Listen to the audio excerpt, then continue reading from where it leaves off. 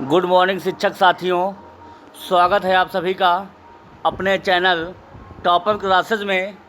आज हम लोग देखेंगे सक्षमता परीक्षा 3.0 के लिए सामान्य अध्ययन के कुछ महत्वपूर्ण प्रश्नों को लेकर आया हूं, जो बेहद ही इम्पॉर्टेंट हैं। जैसा कि आप लोग जानते हैं कि परीक्षा की घड़ियां बहुत ही नज़दीक आती जा रही हैं। मात्र आपके पास 4 दिनों का समय शेष है। जो कुछ भी होना होगा इस 4 दिनों में ही आपको करना है और अंतिम प्रहार इन दिनों में चल रहा है। आप लोग एक बार भी अपनी ताकत लगाइएगा और मैं भी अपना पूरा प्रयास कर रहा हूं आप लोगों के लिए। तो ये वो प्रश्न हैं जो परीक्षाओं के लिए अति महत्वपूर्ण साबित होने वाले हैं। एक बार ज़रूर देखिएगा। कंटेंट अच्छा लगे तो प्लीज़ चैनल को लाइक कीजिएगा, सब्सक्राइब कीजिएगा। चलते हैं हम लोग पहले क्वेश्चन की तरफ। पहला क्वेश्चन है, तारापुर परमाणु ऊर्जा संयंत्र कहाँ स्थित है? पहला है मध्य प्रदेश, दूसरा है महाराष्ट्र, तीसरा है उत्तर प्रदेश, चौथा है पश्चिम बंगाल। अगर पूछा जाए तारापुर परमाणु ऊर्जा संयंत्र कहाँ है तो ऑप्शन नंबर इसका बी सही जवाब हो जाएगा। अगर पूछा जाए भारत का पहला परमाणु ऊर्जा संयंत्र कहाँ लगाया गया तो महाराष्ट्र में तारापुर में लगाया गया। तारापुर जो है महाराष्ट्र में लगाया गया था। इसके अलावा परमाणु ऊर्जा संयंत्र और भी हैं। जैसे पूछा जाए कैगा कहाँ है, कैगा पूछा जाए तो कहाँ है? कर्नाटक में है। ये भी परमाणु ऊर्जा संयंत्र है, कैगा कर्नाटक में है। कलपक्कम पूछा जाए कहाँ है? कलपक्कम तमिलनाडु में है। सारे क्वेश्चन आप लोग देखते चलिएगा, हूबहू आपको देखने को मिलेंगे। कैगा कर्नाटक में है, कलपक्कम तमिलनाडु में है। नरौरा पूछे कहाँ है तो उत्तर प्रदेश में है। नरौरा कहाँ है? उत्तर प्रदेश में है। कैगा कर्नाटक में है, कलपक्कम तमिलनाडु में है और नरौरा कहाँ है? उत्तर प्रदेश में है। तो तारापुर परमाणु ऊर्जा संयंत्र कहाँ है तो महाराष्ट्र इसका सही जवाब हो जाएगा। समझ में आ गया होगा दोस्तों आप लोगों को। अगले क्वेश्चन पे हम लोग चलेंगे, देखेंगे सवाल कैसा रहेगा। अगला क्वेश्चन है, अर्थशास्त्र पुस्तक किसकी है? रविंद्रनाथ टैगोर जी की है, चाणक्य जी की है, कालिदास की है, विष्णु शर्मा की है। बहुत अच्छा इम्पॉर्टेंट होगा। तो अर्थशास्त्र के जो पुस्तक है वो चाणक्य जी की है। ऑप्शन नंबर इसको का नाम है कौटिल्य। क्या कहते हैं? कौटिल्य। तो ऑप्शन नंबर इसका बी सही जवाब हो जाएगा। अगर पूछा जाए किस पुस्तक के लिए जो है रविंद्रनाथ टैगोर को जो है नोबेल पुरस्कार मिला था तो आप लोग याद रखिएगा गीतांजलि पुस्तक के लिए जो है रविंद्रनाथ टैगोर जी को जो है नोबेल पुरस्कार मिला था। तो ये भी आप लोग याद रखिएगा, प्रश्न पूछे जाने की प्रबल संभावना होगी। अगले क्वेश्चन पे हम लोग चलेंगे, देखेंगे। अगला क्वेश्चन है, पंचतंत्र पुस्तक के लेखक कौन है? पहला है रविंद्रनाथ टैगोर, दूसरा चाणक्य, तीसरा कालिदास, चौथा विष्णु शर्मा। बहुत इंपॉर्टेंट, अच्छी रहेगी। तो पंचतंत्र जो पुस्तक है वो विष्णु शर्मा जी की ऑप्शन नंबर चौथा सही ऑप्शन हो जाएगा। इसके अलावा हमको जवाब दीजिएगा कि महाभारत किसने लिखी है। आप लोग कमेंट कीजिएगा महाभारत के रचयिता कौन है। दूसरा है रामायण के रचयिता कौन है। दोनों आप लोग कमेंट कीजिएगा, मैं इंतज़ार करूँगा आप लोगों को। दोनों इम्पॉर्टेंट पुस्तक हैं, पूछी जाने की प्रबल संभावना रहेगी। अगला क्वेश्चन है, क्वेश्चन नंबर 4, नाथुला दर्रा किस राज्य में स्थित है? पहला है हिमाचल प्रदेश, दूसरा है सिक्किम, तीसरा है अरुणाचल प्रदेश, चौथा है पश्चिम बंगाल। तो नाथुला दर्रा आपको पता होना चाहिए। नाथुला दर्रा सिक्किम राज्य में है। अरुणाचल प्रदेश में पूछा जाए तो कौन सा दर्रा है आप लोग कमेंट कीजिएगा। हिमाचल प्रदेश में सिपकिरा है, रोहतांग है और बारालाचा है। रोहतांग है और बारालाचा है। सिपकिरा के दर्रा हो जाएंगे। दीफू दर्रा कहाँ का हो जाएगा? दीफू दर्रा अरुणाचल प्रदेश का हो जाएगा। इसके अलावा और भी कमेंट कीजिएगा हमको। तो ये आप लोग याद रखिएगा, जो नाथुला दर्रा है ये सिक्किम राज्य में पड़ता है। हिमाचल प्रदेश के सिपकिरा, रोहतांग और बारालाचा। अगले क्वेश्चन पे अब चलेंगे। अगला क्वेश्चन है, सिक्किम की राजधानी है, वेरी इंपॉर्टेंट क्वेश्चन है, ये आपके सिलेबस से लिया गया है, बिहार राज्य जो सरकार का जो सिलेबस है उससे सवाल लिया गया है, और जो आप लोग पढ़ाते हैं 1 to 5 की पुस्तक से सवाल है।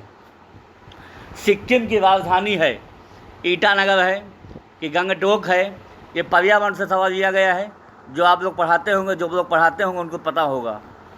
जयपुर है कि भुवनेश्वर है। चारों राजधानियाँ किसी न किसी राज्य की हैं, एक राजधानी अवश्य टकराएगी, लिख लीजिएगा आप लोग।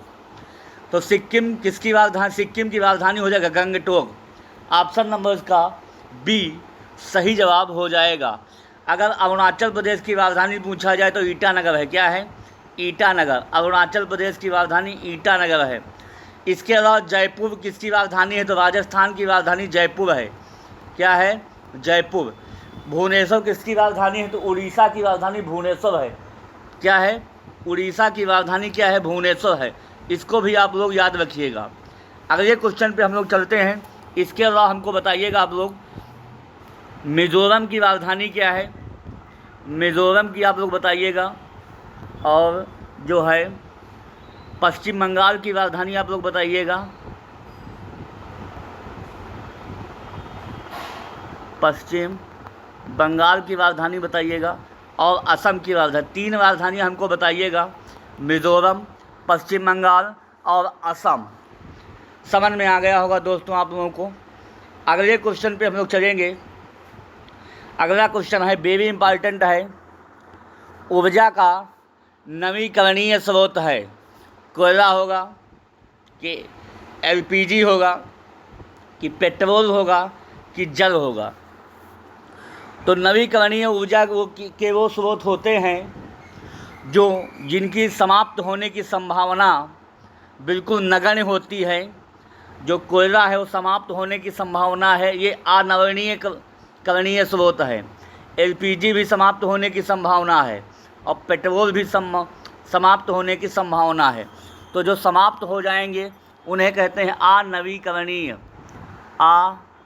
नवीकरणीय ऊर्जा के स्रोत। समझ में आ गया होगा आप लोगों को।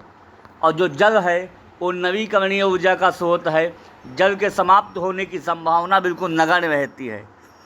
इसके अलावा अगले क्वेश्चन पे हम लोग बढ़ेंगे। अगला क्वेश्चन है, ऊर्जा का सबसे बड़ा स्रोत है, वेरी इंपॉर्टेंट क्वेश्चन है, कोयला है कि एलपीजी है कि सूर्य है कि विद्युत है? अगर पूछा जाए एलपीजी का पूरा नाम क्या हो, जो घरेलू गैस होती है उसमें कौन सी गैस इस्तेमाल होती है? तो एलपीजी का मुख्य घटक पूछेगा तो मेथेन गैस होता है। कौन सा गैस? Methane gas. CH4 इसका जो है सूत्र होता है। एलपीजी का जो फुल फॉर्म होता है लिक्विड पेट्रोलियम गैस या द्रवित पेट्रोलियम गैस, द्रवित पेट्रोलियम गैस होता है। इसके अलावा पूछा जाए जो लाइट होती है ऊर्जा का स्रोत, सबसे बड़ा स्रोत नहीं है। कौन इसका सही जवाब हो जाएगा? सूर्य जो हो जाएगा ऊर्जा का सबसे बड़ा स्रोत हो जाएगा। इसके अलावा बताइएगा आप लोग कि जो विद्युत होता है उसका मात्रक क्या है? विद्युत। अगले क्वेश्चन पे हम लोग चलते हैं। अगला क्वेश्चन है, विद्युत धारा का मात्रक बताइएगा आप लोग। विद्युत धारा का मात्रक क्या है? आप लोग कमेंट कीजिएगा। अगला क्वेश्चन है, निम्न में कौन सा जंतु शाकाहारी है? पहला है कुत्ता, दूसरा है शेर, तीसरा है बकरी, चौथा है मनुष्य।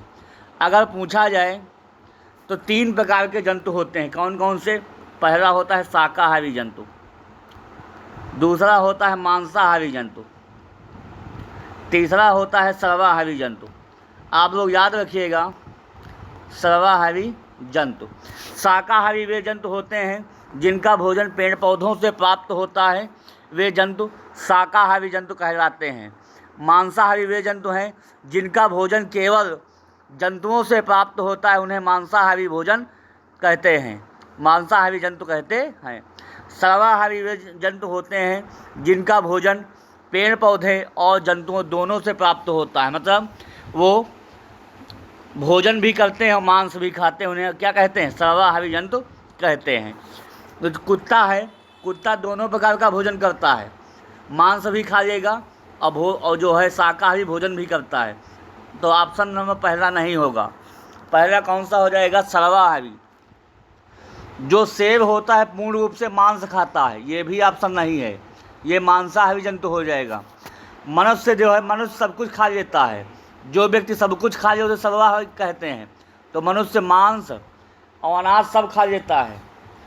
इसके अलावा कहें जो शाकाहारी हो जाएगा, वो बकरी जो है शाकाहारी जंतु में आ जाएगी। तो ऑप्शन नंबर इसका सी सही जवाब हो जाएगा।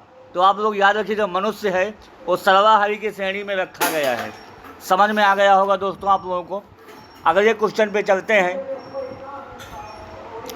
अगला क्वेश्चन है, पेड़ पौधों से प्राप्त होता है। क्या पेड़ पौधों से प्राप्त होता है? बताइएगा आप लोग। कार्बन डाइऑक्साइड प्राप्त होता है, कि ऑक्सीजन प्राप्त होता है, कि नाइट्रोजन प्राप्त होता है, कि सल्फर डाइऑक्साइड प्राप्त होता है? बताइएगा आप लोग। तो जो पेड़ पौधे होते हैं वो कार्बन डाइऑक्साइड गैस ग्रहण करते हैं। क्या ग्रहण करते हैं? Carbon dioxide. ये ग्रहण करेंगे तो निकालेंगे क्या? फिर निकालेंगे ऑक्सीजन। तो ऑप्शन नंबर इसका बी सही जवाब हो जाएगा। ऑक्सीजन जो है पेड़ पौधों से प्राप्त होती है। इसके अलावा कहा जाए, जो नाइट्रोजन है उसका सिंबल क्या होता है? N2 होता है। जो वायुमंडल में सबसे अधिक मात्रा में जो गैस पाई जाती है वो होती है नाइट्रोजन। कितने % पाई जाती है आप लोगों को पता होना चाहिए। नाइट्रोजन जो है 78% पाई जाती है। इसके अलावा दूसरे नंबर पर कौन सी गैस है जो वायुमंडल में पाई जाती है, उसका नाम आप लोग बताइएगा। वायुमंडल में सबसे अधिक मात्रा में दूसरी गैस कौन सी है, उसका आप लोग कमेंट कीजिएगा। सल्फर डाइऑक्साइड का सूत्र होता है SO2। क्या होता है? SO2। समझ में आ गया होगा दोस्तों आप लोगों को। अगले क्वेश्चन पे बढ़ेंगे हम लोग। अगला क्वेश्चन है, वेरी इंपॉर्टेंट है। सूर्य के सबसे निकट ग्रह है। पहला है बुध, दूसरा है पृथ्वी, तीसरा है शुक्र और चौथा है मंगल। वेरी चारों ऑप्शन आप लोग देखिए जा, एक एक का मैं तोड़ दूंगा। सूर्य के सबसे निकट ग्रह कौन सा है? तो आप लोगों को बुध पता होना चाहिए। जो सूर्य के सबसे नज़दीक है वो है बुध। अगर पूछा जाए किस ग्रह को जो है नीला ग्रह कहा जाता है, तो आप लोगों को पता होना चाहिए पृथ्वी को जो है नीला ग्रह कहा जाता है। अगर पूछा जाए पृथ्वी की जुड़वा बहन किसे कहते हैं, तो आप लोग शुक्र को याद रखिएगा, पृथ्वी की जुड़वा बहन है, पृथ्वी की जुड़वा बहन। इसके अलावा कहा जाए कौन सा गर्म ग्रह है, तो गर्म कौन होगा? गर्म होगा शुक्र। कौन सा हो जाएगा? पृथ्वी की बहन मतलब मौसी गर्म है। आप लोग ऐसे ट्रिक बना लीजिएगा, कौन गर्म है? तो शुक्र, पृथ्वी की बहन मतलब मौसी गर्म है। समझ में आ गया होगा। अगर पूछा जाए सबसे चमकीला ग्रह कौन सा है, तो आप लोग शुक्र को टिक कीजिएगा, सबसे चमकीला ग्रह। इसके अलावा अगर पूछा जाए कौन सा ग्रह लाल ग्रह है, तो मंगल ग्रह को लाल ग्रह कहते हैं। मंगल ग्रह को लाल ग्रह कहा जाता है।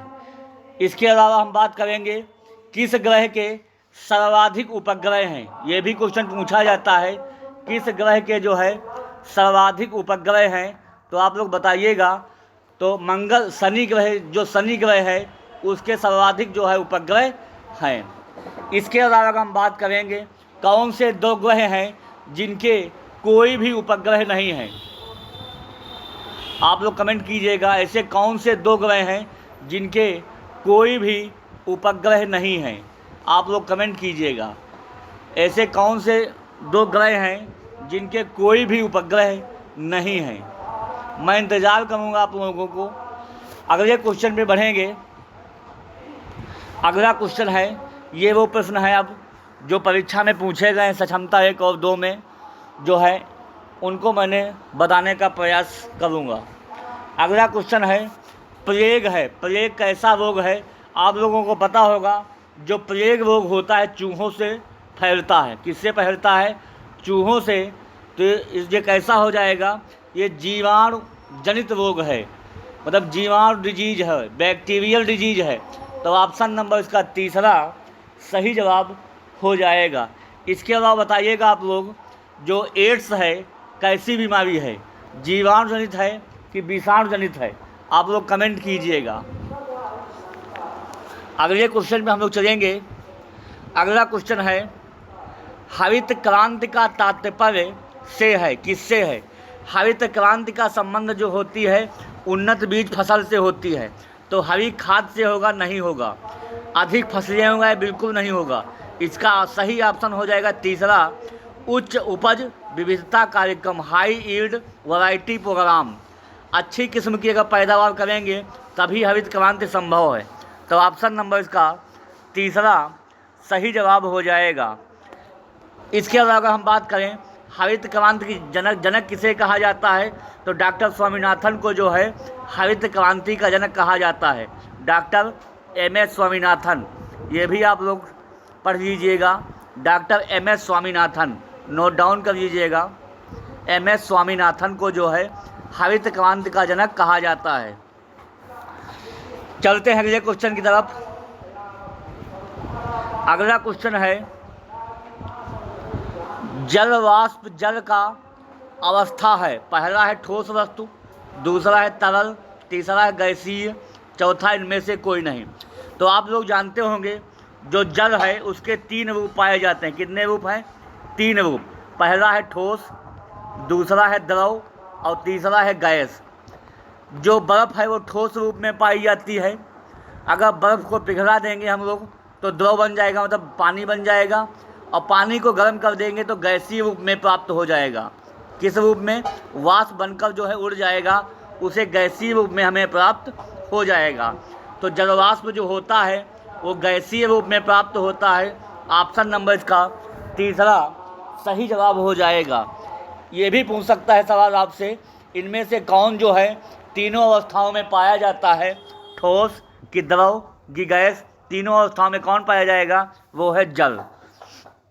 इसके अलावा कमेंट कीजिएगा ऊर्ध्वपातन की क्रिया क्या होती है और इसका उदाहरण दीजिए।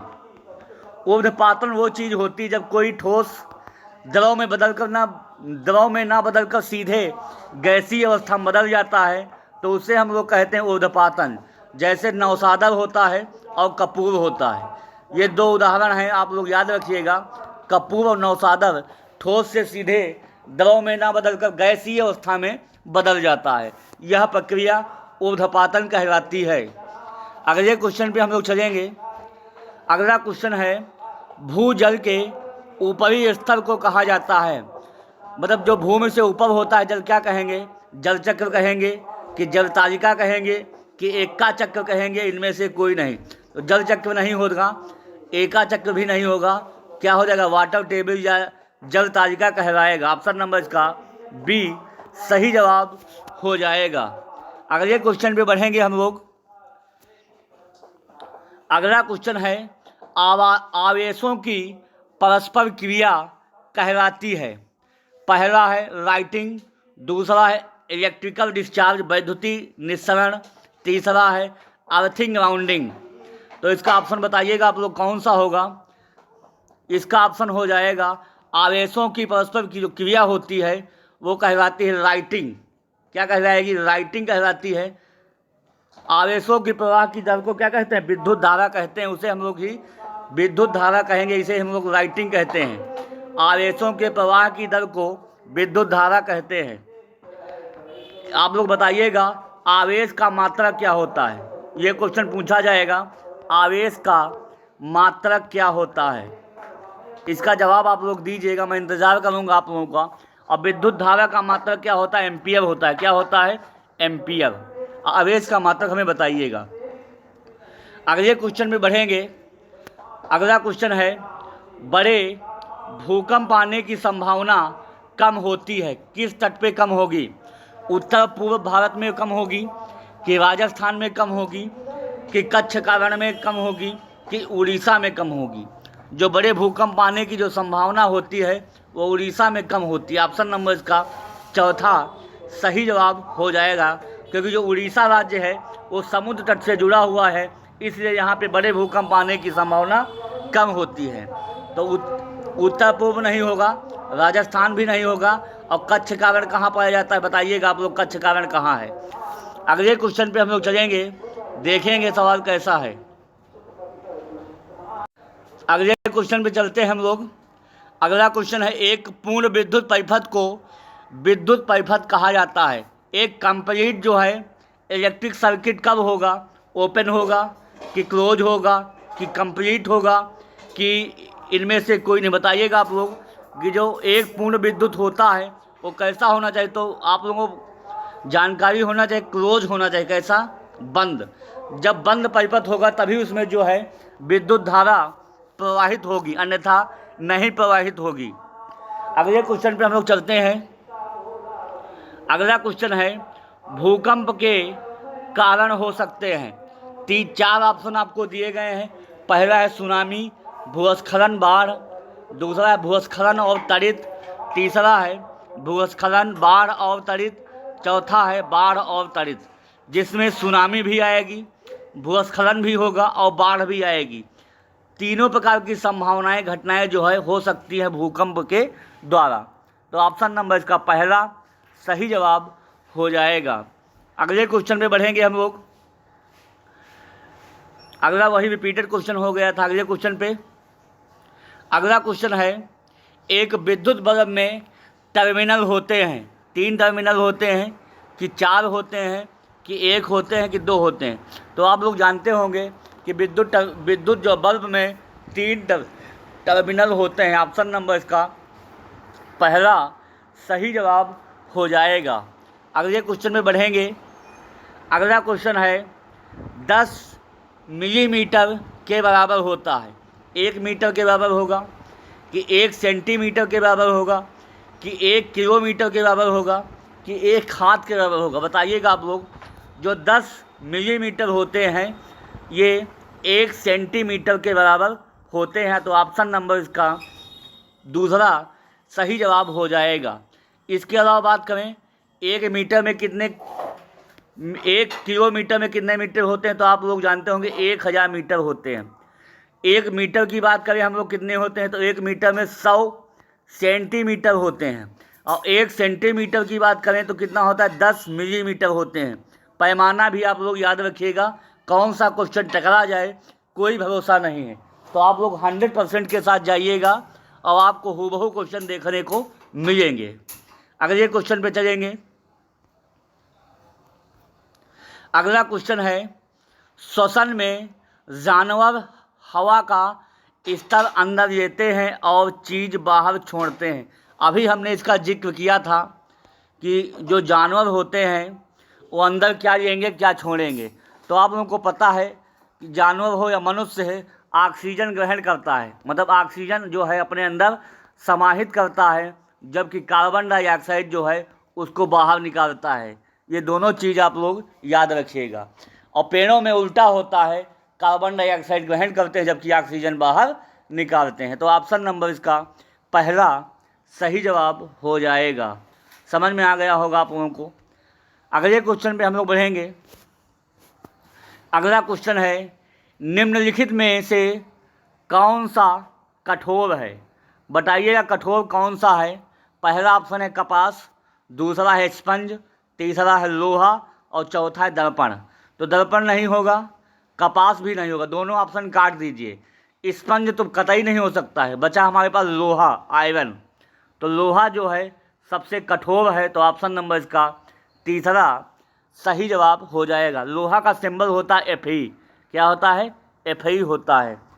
अगले क्वेश्चन पे हम लोग बढ़ेंगे।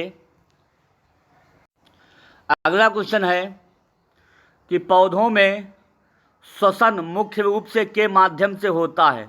मतलब जो पेड़ पौधे होते हैं वो श्वसन की प्रक्रिया किसके द्वारा होती है? पहला ऑप्शन है पत्तियां द्वारा, दूसरा है जड़ों के द्वारा, तीसरा है तनों के द्वारा, चौथा इनमें से कोई नहीं। तो आपको पता होगा जो पौधों में जो श्वसन होता है वो पत्तियों के द्वारा होता है। ऑप्शन नंबर इसका पहला सही जवाब हो जाएगा। अगला प्रश्न आपसे है कि पत्तियों का हरा रंग किसके कारण होता है? आप लोग जवाब दीजिएगा, पत्तियों का हरा रंग किसके कारण होता है? हरा रंग किसके कारण होता है? एक क्वेश्चन पूछा जाएगा, किसके कारण होता है? इसका आप लोग जवाब दीजिएगा, पत्तियों का हरा रंग किसके कारण होता है। अगले क्वेश्चन में बढ़ेंगे हम लोग। अगला क्वेश्चन है वेरी इंपॉर्टेंट रहेगा इस बार। गोलकुंडा किला कहाँ स्थित है? पहला है हैदराबाद, दूसरा है मद्रास, तीसरा है मुंबई और चौथा है गुजरात। तो जो है गोलकुंडा किला कहाँ स्थित है तो आपको जानकारी होना चाहिए, हैदराबाद में स्थित है। ऑप्शन नंबर इसका पहला सही जवाब हो जाएगा। हमको बताइएगा आप लोग कि जो ताजमहल है वो कहाँ स्थित है, पहला सवाल। दूसरा सवाल हमको बताइएगा कि लाल किला कहाँ है। दोनों आप लोग जवाब दीजिएगा, ताजमहल कहाँ स्थित है और लाल किला कहाँ है। दोनों को पूछे जाने की प्रबल संभावना रहेगी। अगले क्वेश्चन पे हम लोग चलते हैं। अगला क्वेश्चन है कि अंतरिक्ष में जाने वाले पहले भारतीय कौन थे? पहला है राकेश शर्मा, दूसरा है यूरी गार्गिन, तीसरा है सुनीता विलियम्स, चौथा है मिल्खा सिंह। तो आपको जानकारी होगा, बहुत पुराने समय से पढ़ रहे होंगे आप लोग। अंतरिक्ष में जाने वाले पहले जो भारतीय व्यक्ति थे वो थे राकेश शर्मा। ऑप्शन नंबर इसका पहला सही जवाब हो जाएगा। अगले क्वेश्चन पे बढ़ेंगे। अगला क्वेश्चन है वह स्थान जहाँ जीव रहते हैं कहलाता है। क्या कहलाएगा? निवास स्थान कहलाएगा कि स्थलीय आवास कहलाएगा कि जलीय आवास कहलाएगा कि इसमें कोई नहीं। तो जो वह स्थान जहाँ जीव रहते हैं वो कहलाता है निवास स्थान। ऑप्शन नंबर इसका पहला सही जवाब हो जाएगा। कुछ क्वेश्चन ऐसे आएंगे जो बिल्कुल कॉमन होंगे, कुछ दिमाग नहीं लगाना है, बस आपको अपने आप जो है आपका उत्तर मिल जाएगा। बस आपको हल्का कंसंट्रेट होने की ज़रूरत होगी। पेपर इतना कठिन भी नहीं आएगा जो आप लोग हिला ना पाएँ। बस जिन लोगों ने अभ्यास किया होगा सवालों का उनसे हूबहू जो है सवाल बन जाएंगे और 120 प्लस जो है अंक लेकर आएंगे वो। अगले क्वेश्चन पे हम लोग चलेंगे। अगला क्वेश्चन है, अंतिम प्रश्न रहेगा इस सेशन का कि सरसों का तेल और मिट्टी का तेल तरल पदार्थ हैं। कैसा पदार्थ है? मतलब मिश्रणीय होंगे कि अमिश्रणीय होंगे कि घुलनशील होंगे कि अघुलनशील होंगे। आप लोग याद रखिएगा, जब सरसों का तेल और मिट्टी का तेल एक ही जब मिलाया जाएगा, न घुलनशील होंगे न अघुलनशील होंगे न मिश्रणीय होंगे। क्या हो जाएंगे? अमिश्रणीय हो जाएंगे। मतलब दोनों अलग अलग रहेंगे, इनमें कोई प्रभाव एक दूसरे से नहीं पड़ेगा। तो दोस्तों बताइएगा आप लोग ये कैसा रहा प्रैक्टिस सेट, कमेंट कीजिएगा। इसी तरह से आज शाम आप लोग इंतज़ार कीजिएगा, हिंदी की क्लास बहुत ज़बरदस्त होने वाली है। टॉप क्वेश्चन होंगे जो रामबाण के साथ आप लोगों को परीक्षा में देखने के लिए मिलेंगे। शाम 8 बजे जुड़िएगा हमसे और हूबहू देखने को खाना नहीं बनेगा। ठीक है, धन्यवाद। आज के लिए क्लास के लिए इतना ही। Okay, thank you.